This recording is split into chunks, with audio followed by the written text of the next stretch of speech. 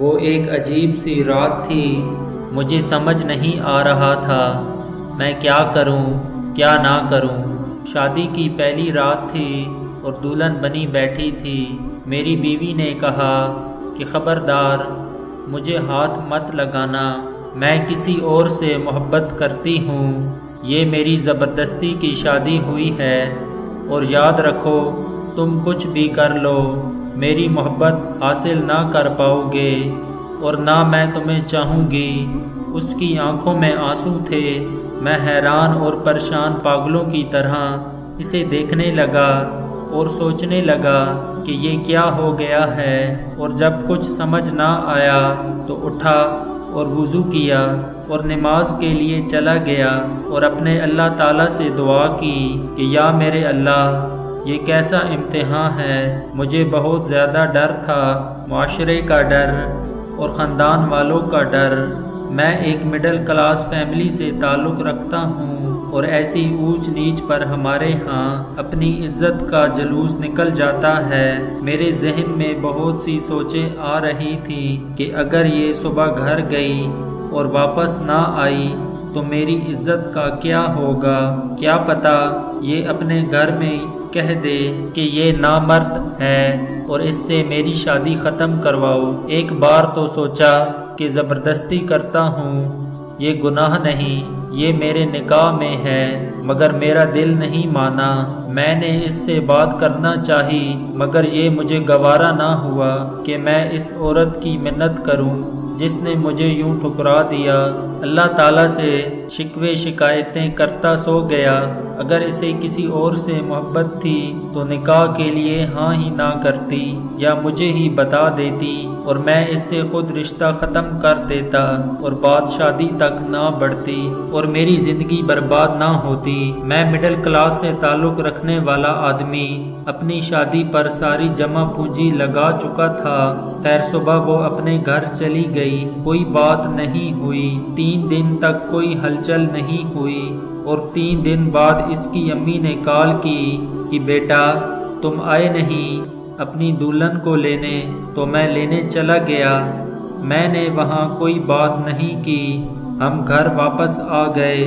میری بیوی میرے سامنے تو نہیں، البتہ باہر جا کر یا گھر کی چھت پر جا کر ہر رات کو فون پر کسی سے بات کرتی تھی۔ میں نے اس سے پوچھا تک نہیں کہ وہ کس سے باتیں کرتی ہے اور کون ہے وہ، بس ایک بار پوچھا تھا کہ تمہیں طلاق چاہیے کیا؟ اس نے کہا نہیں۔ اس کا فون پر جو عاشق تھا اس کا مجھے کوئی مطلب نہیں تھا۔ 5 ماہ ایسے ہی گزر گئے۔ میں کام سے تھکا ہارا رات کو گھر آتا اور کھانا باہر سے کھا آتا، اور جب بھی گھر آتا وہ فون پر ہی باتیں کر رہی ہوتی۔ ایک دن اس نے پوچھا ایک بات پوچھوں؟ میں نے کہا پوچھ لو، کیا آپ کو مجھے دیکھ کر طلب نہیں ہوتی؟ میں نے کہا شادی سے پہلے بھی تو کنٹرول ہی تھا، تو تمہیں کیا لگتا ہے کہ اب بھی نہیں ہو سکے گا؟ مگر اس رات بات کچھ اور ہی تھی۔ میں سویا ہوا تھا کہ میرے موبائل کی گھنٹی بجی اور فون میرے دوست کا تھا۔ اس نے مجھ سے کہا کہ تمہاری بیوی کسی اور مرد کے ساتھ فلاں ہوٹل پر بیٹھی ہے۔ مجھے پہلے تو یقین نہ آیا، لیکن جب اپنی بیوی کو گھر نہ پایا تو بے حد غصہ آیا اور میرا دماغ پھٹنے لگا۔ میں نے اس کی عزت رکھی اور کسی کو کچھ نہ بتایا، پر اس نے میری عزت نہ رکھی۔ میں خود ہوٹل کی طرف چل پڑا، خود کو پرسکون رکھا۔ وہاں اس کو کسی غیر مرد کے ساتھ بیٹھا دیکھا تو آواز دی اور کہا گھر چلو۔ وہ چپ چاپ گھر آ گئی۔ گھر لا کر اسے میں نے بہت زور کا تھپڑ مارا کہ میری انگلیاں اس کے منہ پر چھپ سی گئیں، اور بولا کہ اب تم اپنے گھر دفع ہو جاؤ، آج سے میری طرف سے تم آزاد ہو۔ جب تمہیں طلاق چاہیے ہو تو کہہ دینا، مگر میرے ساتھ میرے گھر میں تم ہرگز نہیں رہ سکتی۔ وہ عورت یعنی میری بیوی آج بھی اپنے میکے میں ہے۔ اس نے طلاق نہیں مانگی، جس کے عشق میں وہ پاگل تھی اس نے اس کو اپنایا ہی نہیں اور اپنا مطلب نکال کر بھاگ گیا۔ ایک دن روتے ہوئے مجھے اس کی کال آئی کہ مجھے اپنے نام سے محروم نہ کرنا، بھلے ہی مجھے اپنے پاس جگہ نہ دو لیکن طلاق مت دینا، بس ایک آخری خواہش پوری کر دو۔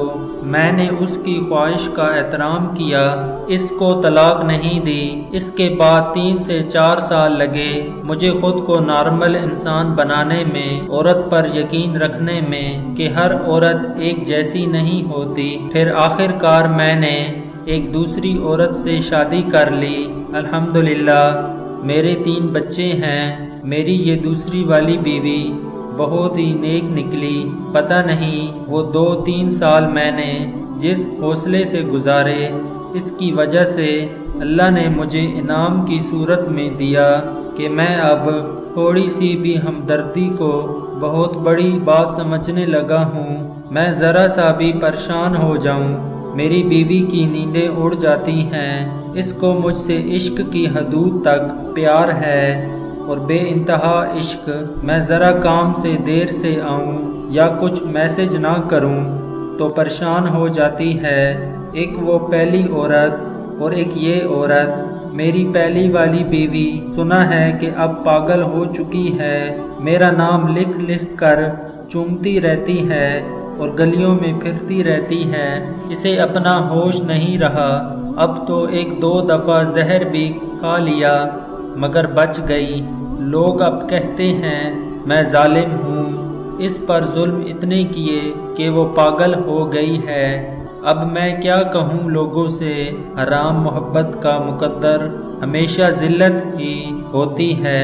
یارانے عاشقی معشوقی لگا کر توقع کرنا کہ یہ ٹھیک ہوگا، ذلت ہی ملتی ہے۔